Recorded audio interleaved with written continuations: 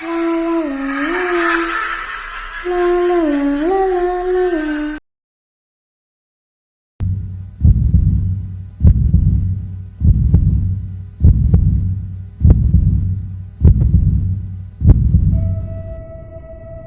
back to the channel. Today we're exploring one of the most disturbing true crime stories in medical history.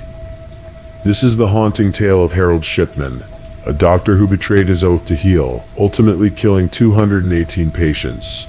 Buckle up as we delve into the life of the man known as Dr. Death. Harold Frederick Shipman was born on January 14, 1946, in Nottingham, England.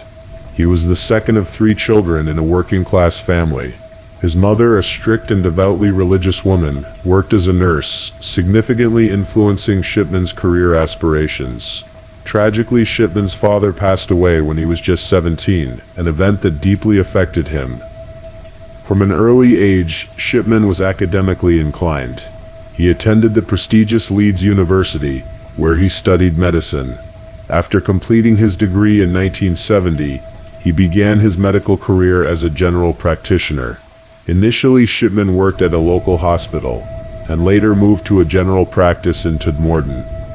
In 1974, Shipman settled in the small town of Hyde, near Manchester. Here he became a well-respected family doctor, known for making house calls and building rapport with his elderly patients. He was often seen as a kind, compassionate doctor, someone his patients could trust, but beneath this veneer was a more sinister side waiting to emerge. As Shipman established his practice, he began to develop a pattern of suspicious behavior. Between the late 1980s and 1990s, he started administering lethal doses of painkillers, specifically diamorphine, to his patients. Most of his victims were elderly women who had little support or oversight. Shipman would visit them at home, give them a brief examination, and then administer the fatal dose, often while recording their deaths as natural causes. His method was calculated and chilling. Many of his patients died suddenly, often without any previous indications of severe health issues. The statistics were alarming. Patients under his care were dying at a rate far exceeding the national average.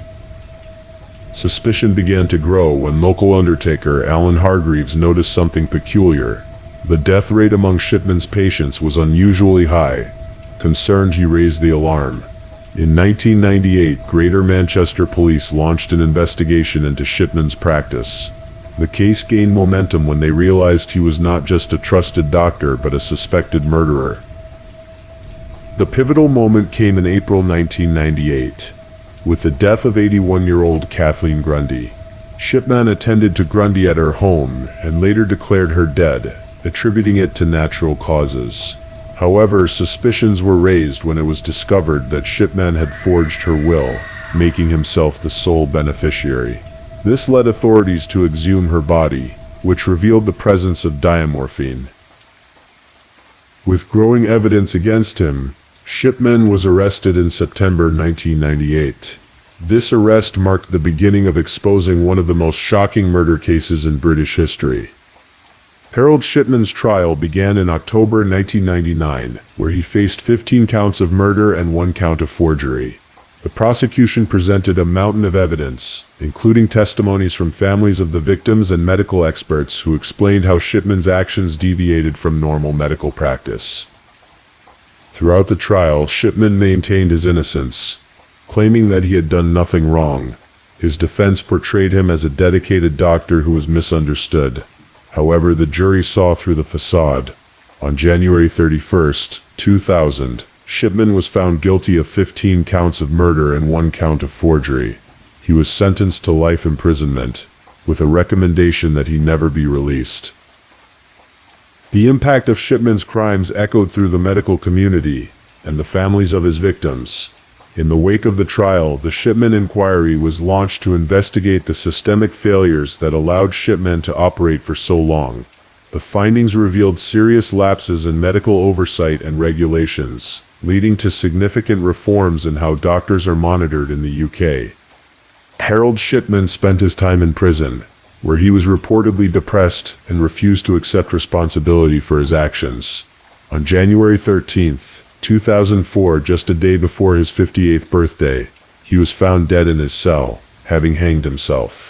His death sparked a mix of emotions. Some felt relief, while others were frustrated that he would never face his victims or explain his motives.